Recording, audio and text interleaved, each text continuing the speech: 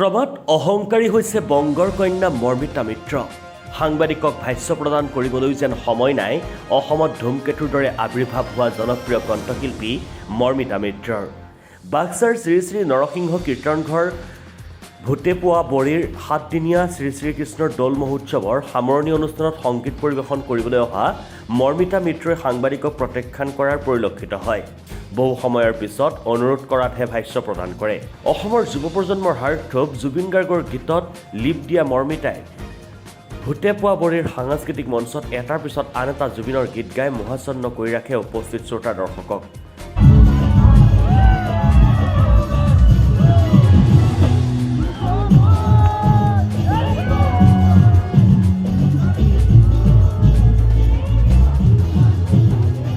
সহস্ৰ অনুৰাগীয়ে অংশগ্ৰহণ কৰে এই সংগীতানুষ্ঠানত।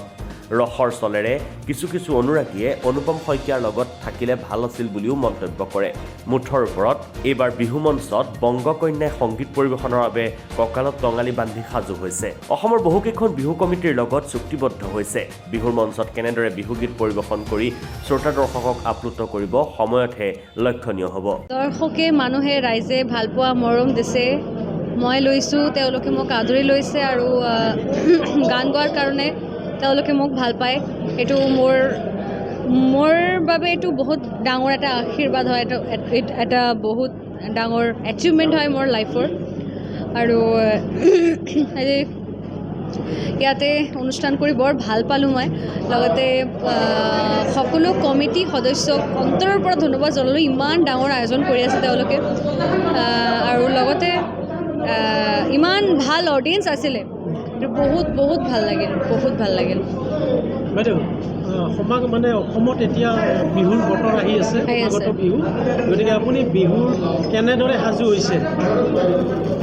একচুৱেলি এইবাৰ এতিয়া প্ৰথমবাৰ মই বিহু গাম আৰু চেলিব্ৰেট কৰিম। বিহু গাম এইটো নহয়, বিহুৰ বতৰত বিহু গাম আৰু এইটো চেলিব্ৰেট কৰিম একেলগে সকলো অসমবাসীৰ লগত। এইটো নতুন এটা এক্সপিৰিয়েঞ্চ হ'ব। আৰু এতিয়া মই প্ৰেক্টিছ কৰা নাই, প্ৰেক্টিছত বহিম অহা 23rd পাছতে বহিম। এইটো কণ্টিনিউৱাছলি প্ৰগ্ৰামৰ শ্বেডিউল চলি আছে। এপ্ৰিলৰ 11 তাৰিখলৈ মোৰ প্ৰগ্ৰাম শ্বেডিউল কণ্টিনিউ টাইট আছে, সেইকাৰণে মই প্ৰেক্টিছত বহা সময় পোৱা নাই। তাৰ মাজতো চেষ্টা কৰি আছোঁ নতুন গানবিলাক, কিছুমান নতুন 90s গানবিলাক মই কিছুমান গান চিলেক্ট কৰি আছোঁ বিহুৰ কাৰণে। কাৰণ মই দেখিছোঁ এতিয়া অসমত আমি 125 বছৰীয়া এইবাৰ উৎসৱ পাতিব পাই আমি নিজকে ধন্য মানিছোঁ। আমি এইবাৰ এই 125 বছৰীয়া অনুষ্ঠানটিৰ লগত সংগতি ৰাখি আমি 7 দিনীয়া অনুষ্ঠান পাতিছিলোঁ। আৰু এই অনুষ্ঠানটিত আমি গোটেইকেইদিন মনোমোহা কাৰ্যসূচী, বিভিন্ন আধ্যাত্মিক কাৰ্যসূচী, বিভিন্ন দিশত আমি কাৰ্যসূচী ৰাখি হৰিনামৰ পৰা আদি কৰি আজি আমাৰ ফাংচন আছে, আমাৰ আজি সাংস্কৃতিক অনুষ্ঠান। আৰু আমাৰ আজি বিশেষ সাংস্কৃতিক অনুষ্ঠানত আমাৰ অসম পশ্চিমবংগৰ জীয়ৰী, অসমত আজি তলপতাল লগাই থকা আমি মৰ্মিতা মিত্ৰক নিমন্ত্ৰণ কৰিছিলোঁ। ইতিমধ্যে তেওঁ আহি পাইছেহি আৰু আমাৰ আজি সাংস্কৃতিক সন্ধিয়াখন আড়ম্বৰপূৰ্ণভাৱে সম্পূৰ্ণ হৈ যাব।